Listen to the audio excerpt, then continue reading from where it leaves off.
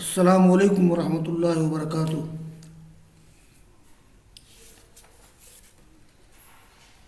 عزیز طلباء، علوم القرآن میں بحث چل رہی ہے اوائل و موضوعیہ کی، یعنی خاص مضمون اور موضوع کے اعتبار سے قرآن کریم کا کون سا حصہ پہلے اترا ہے۔ تو اس سلسلے میں مصنف نے شروع کیا تھا اول ما نزل فی الاطعمہ، یعنی مطعومات، کھانے پینے کی چیزوں میں سب سے پہلے کون سا حصہ نازل ہوا ہے۔ تو اس کے تعلق سے کچھ باتیں سامنے آ چکی ہیں، جیسے ذکر آ چکا ہے کہ کھانے پینے کی چیزوں کے بارے میں سب سے پہلے مکہ میں سورہ انعام کی آیت اتری ہے، سورہ انعام کی آیت نمبر 145، اور اس کے بعد پھر سورہ نحل کی آیات 114 115 کا نزول ہوا ہے، اور پھر اس کے بعد آیت بقرہ، سورہ بقرہ آیت نمبر 73 کا نزول ہوا ہے۔ تو ان آیات کا تذکرہ ہو چکا ہے، اور ثم آیت المائدہ، اور پھر اس کے بعد سورہ مائدہ کی آیت، یہ سورہ مائدہ کی آیت نمبر 3 ہے اور بڑی مفصل آیت ہے۔ اس میں اور بھی کئی طرح کے محرمات کا یا حرام جانوروں کا ذکر کیا گیا ہے۔ میں وہ آیت کریمہ پڑھتا ہوں۔ اعوذ باللہ من الشیطان الرجیم، حرمت علیکم المیتۃ والدم ولحم الخنزیر ما اہل لغیر اللہ بہ والمنخنقۃ والموقوذۃ والمتردیۃ والنطیحۃ وما اکل السبع الا ما ذکیتم وما ذبح علی النصب وان تستقسموا بالازلام ذلکم فسق الیوم یئس الذین کفروا من دینکم فلا تخشوهم واخشونی الیوم اکملت لکم دینکم واتممت علیکم نعمتی ورضیت لکم الاسلام دینا فمن اضطر فی مخمصۃ غیر متجانف لإثم فإن اللہ غفور الرحیم۔ یہ سورہ بقرہ، یہ سورہ مائدہ کی آیت نمبر 3 ہے۔ اس میں میں پہلے مفردات کا حل ذکر کر دیتا ہوں تاکہ آیت کریمہ کو سمجھنے میں آسانی ہو۔ تو حرمت علیکم المیتۃ، المیتہ مردار حرام ہے۔ میں بتا چکا ہوں کہ میتہ سے 2 میتہ مستثنیٰ ہیں، مچھلی اور ٹڈی۔ اور خون، یہاں خون سے مراد دم مسفوح ہے، یعنی وہ خون جو بہنے والا خون، یہ بھی حرام ہے۔ خون سے مستثنیٰ ہے 2 چیزیں، الکبد والطحال، یعنی کلیجی اور تلی، ولحم الخنزیر وما اہل لغیر اللہ بہ۔ یہ احلال کا اصل معنی ہوتا ہے آواز لگانا، بولنا، یعنی وہ جانور کی جس پر غیر اللہ کا نام لیا گیا ہو۔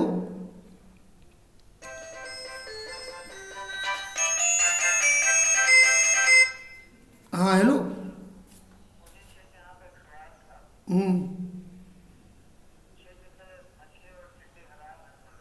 جی جی جی،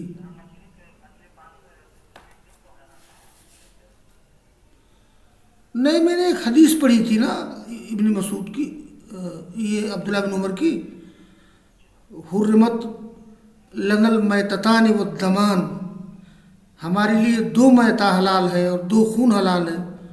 اس روشنی میں نے ذکر کیا تھا، اس میں خشکی اور تری کی بات نہیں ہے۔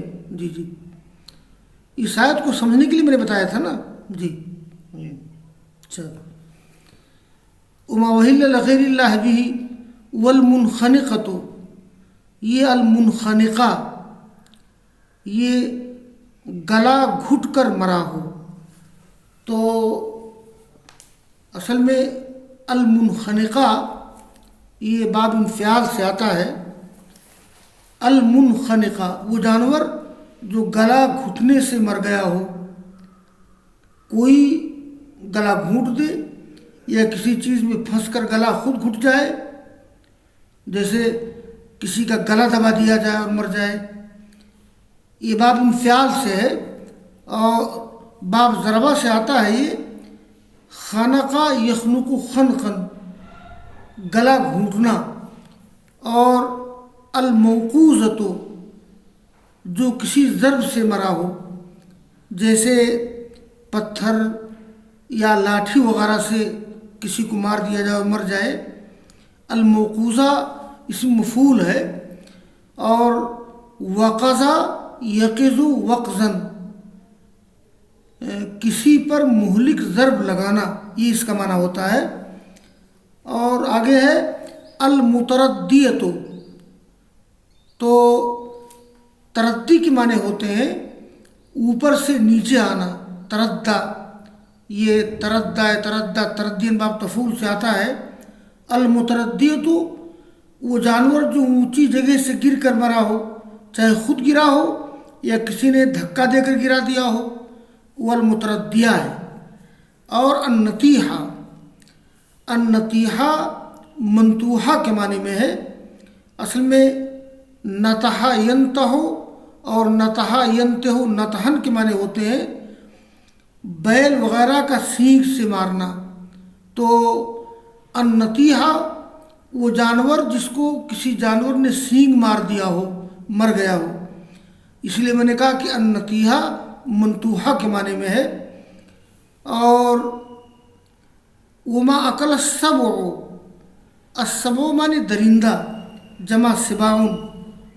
اور الا ما ذکیتم وما ذبح علی النصب، النصب کے معنی ہوتے ہیں النصب جمع انصاب، یہ وہ آستانہ یا تھان جہاں مشرکین جانور ذبح کر کے چڑھاتے ہیں. یہ بھی ما اہل لغیر اللہ بہ کی ایک شکل ہے. قبروں اور مزاروں پر اہل بدعت کا عمل بھی اسی میں شامل ہے. قبر پر، مزار پر بھلے اللہ کا نام لیا جائے کسی جانور پر، لیکن غیر اللہ کے لیے جو ذبح کیا جاتا ہے مرغا جانور، یہ اسی کے حکم میں ہے. اور وان تقسیموا بالازلام، اور تیروں کے ذریعے فال نکالو. اصل میں ازلام واحد ظلم، ظلم کہتے ہیں بغیر پر والا تیر جس سے مشرکین فال نکالتے تھے. اس کا دو معنی ہے، تیروں کے ذریعہ تقسیم کرنا یا تیروں کے ذریعہ قسمت معلوم کرنا. یہ تیروں کے ذریعہ تقسیم کرنا اصل میں ایسا ہے کہ وہ عرب کے لوگ مختلف قسم کے تیر رکھتے تھے، تو اس پہ نمبر پڑا ہوا ہوتا تھا. کسی تیر پر 0 لکھا رہتا تھا، کچھ نہیں، تو کہتے تھے تیر پکڑ کے نکالو. اب اگر کسی کے حصے میں وہ تیر آ گیا جس پر 0 لکھا ہوا ہے، اس کو کچھ نہیں ملتا تھا. تو تیروں کے ذریعے تقسیم کرنا یا تیروں کے ذریعہ قسمت معلوم کرنا. کہیں سفر کرنا ہوتا تھا تو تیروں کے ذریعہ قسمت معلوم کرتے تھے وہ لوگ کہ ہم سفر کریں کہ نہ کریں. تو مشرکین نے 3 طرح کے تیر بنائے تھے. ایک میں لکھا تھا افعال، دوسرے میں لکھا تھا لا تفعل، اور تیسرا خالی یعنی کچھ نہیں. یہ عجیب معاملہ تھا. تو یہ وان تستقسموا بالازلام ذالکم فسق، اور آگے ذکر کیا گیا ہے یہ مخمسہ کے معنی بھوک کی شدت. خمس یخمس اور خمس یخمس، خمسن خموسن مخمصتاً، پیٹ کا خالی ہونا، دبلا ہونا. اور متجانف کے معنی ہوتے ہیں مائل، تجانف لہو مائل ہونا، تجانف عن الطریق راستے سے ہٹ جانا۔ تو یہ اس میں ذکر کیا گیا ہے کہ پھر آیت مائدہ تمہارے لیے حرام کر دیے گئے میتہ، خون، خنزیر کا گوشت اور وہ جانور جو غیر اللہ کے لیے ذبح کیا گیا ہو، وما وحل لغیر اللہ بھی، یعنی وہ جانور کی جس پر غیر اللہ کا نام لیا گیا ہو، یعنی جو غیر اللہ کے لیے نامزد کیا گیا ہو۔ والمنخنقۃ، وہ جانور جو گلا گھٹ کر مرا ہو۔ الموقوذۃ، جو کسی ضرب سے مرا ہو۔ المتردیۃ، جو اونچی جگہ سے گر کر مرا ہو۔ والنطیحۃ، جو کسی کے سینگ مارنے سے مرا ہو۔ اور وہ جانور جس کو درندوں نے کھایا ہو، کسی جانور کو درندے نے کھا لیا ہو تو اس کا کھانا حرام ہے۔ الا ما ذکیتم، مگر تم جس کو ذبح کرو۔ جیسے کسی درندے نے کسی جانور کو پکڑا مگر زندہ بچ گیا تو وہ جانور اس کو ذبح کر کے آدمی کھائے گا۔ اور وہ جانور جس کو ذبح کیا گیا ہو بت کے تھان پر، اور یہ کہ تم تیروں کے ذریعے سے تقسیم کرو یا قسمت معلوم کرو، یہ فسق ہے، یہ بڑے گناہ کی، یہ سب بڑے گناہ کے کام ہے۔ آج کے دن یہ ایسا الذین کفروا، ناامید ہوگے وہ لوگ جن لوگوں نے کفر کیا تمہارے دین سے۔ فلا تخشوہم، ان سے ڈرو نہیں، مجھ سے ڈرو۔ الیوم اکملت لکم دینکم، آج کے دن میں نے تمہارے لیے تمہارے دین کو مکمل کر دیا اور تم پر اپنی نعمت پوری کر دی، اور تمہارے لیے دین اسلام سے میں راضی ہو گیا۔ تو یہ جن محرمات کا ذکر آگے اللہ نے فرمایا فمن استر فی مخمصۃ، یعنی جو شخص مجبور ہو جائے بھوک کی وجہ سے، غیر متجانف لإثم، لیکن گناہ کی طرف مائل ہونے والا نہ ہو، تو وہ آدمی کھا سکتا ہے بھوک مٹانے کی حد تک۔ فإن اللہ غفور رحیم۔ یہاں تو یہ آیت مائدہ گویا یہ سورہ انعام کی آیت، سورہ نحل کی آیت، سورہ بقرہ کی آیت، پھر آیت مائدہ۔ آیت مائدہ میں تفصیل کے ساتھ محرمات کا ذکر ہے۔ اور یہ ایک یہاں میں ذکر کر دوں، یہ بندوق کا شکار جو مر جائے اس میں اہل علم کا اختلاف ہے۔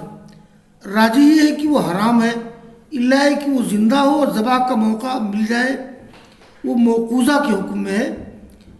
یہاں ایک بات میں ذکر کر دوں کہ یہ جن جانوروں کو شریعت نے حرام قرار دیا ہے تو اس کی سائنسی وجہ یہ ہے کہ اصل میں جیسے وہ جانور جس کا گلا گھونٹ دیا گیا ہو یا ضرب سے مر جائے، اوپر سے گر کر کے مر جائے، سینگ لگ کر کے مر جائے، تو اصل میں یہ جو اسلام کا طریقہ ہے جانوروں کو ذبح کرنے کا، جو اسلام کا فلسفہ ذبح ہے، تو جدید میڈیکل سائنس سے بات معلوم ہوتی ہے کہ اسلام کے طریقے ذبح سے جانور کا خون جسم سے نکل جاتا ہے، اور ہر جاندار کے جسم میں ایک زہریلا مادہ ہوتا ہے جس کو یورک ایسڈ کہتے ہیں۔